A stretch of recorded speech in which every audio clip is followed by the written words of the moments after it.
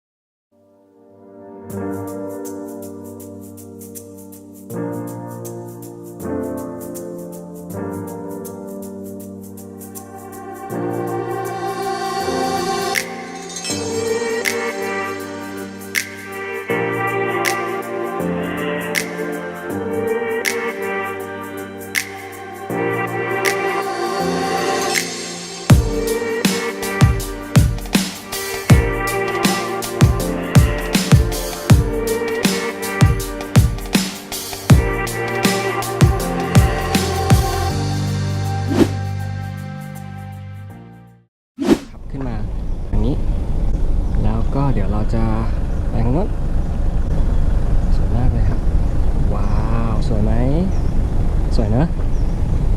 สวยมากเลยอ่ะ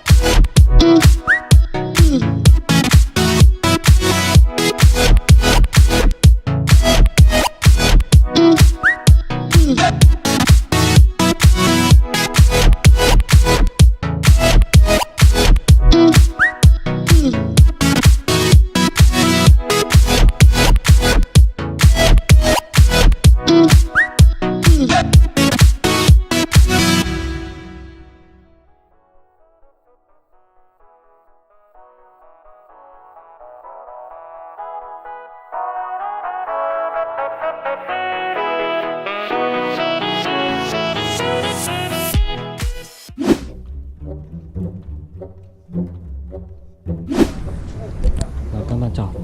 รถแล้วนะแล้วมุมนี้มันใช่เลย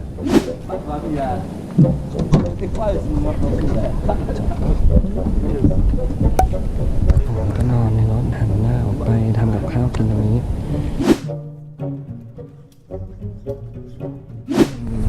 ร้านกลางเต็นท์นะครับอันนี้กิ่วลมจะจริงด้วยผมก็เพิ่งรู้แหละกิ่วลมลานกลางเต็นท์สูงที่สุดในประเทศไทยความสูง 1,924 เมตรสูงที่สุดในไทยแล้วลานกลางเต็นท์นะฮะโอ้โหบรรยากาศแดดกำลังตกถือว่าคนไม่เยอะนะครับวันนี้อันนี้ศูนย์บริการนักท่องเที่ยวนะครับอุทยานแห่งชาติดอยผาหก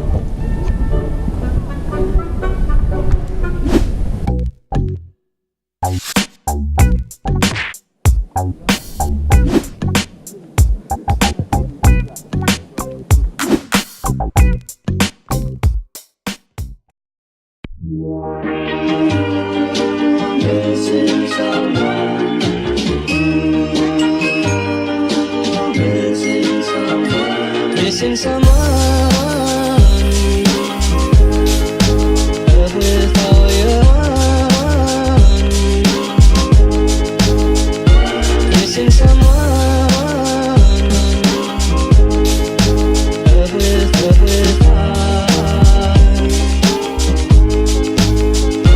how much you miss it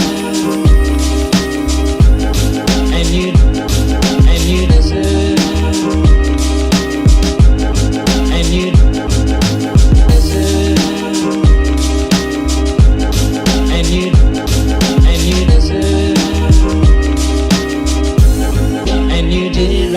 from the start.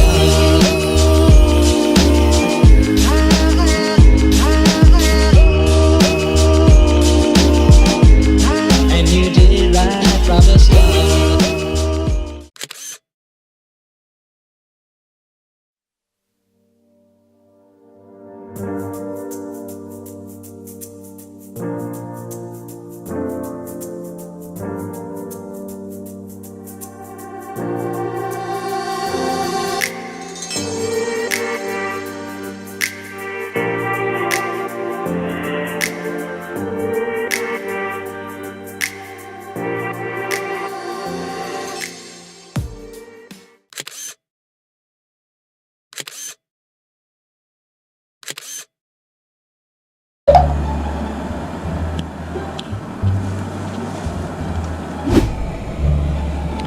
ของกินวันนี้ที่เราจะทำกินก็จะมี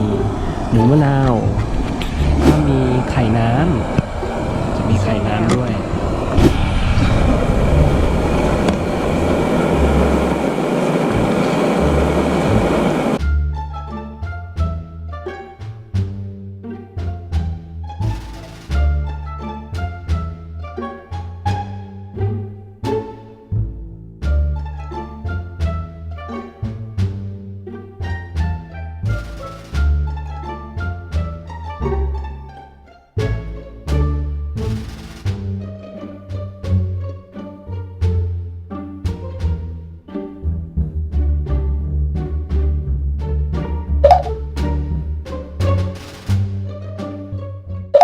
คือแก๊สมันไม่แรงนะครับอากาศมันเย็นมากเลยมันก็เลยไม่แรงก็เลยใช้เวลานานมากน่าจะชั่วโมงรวม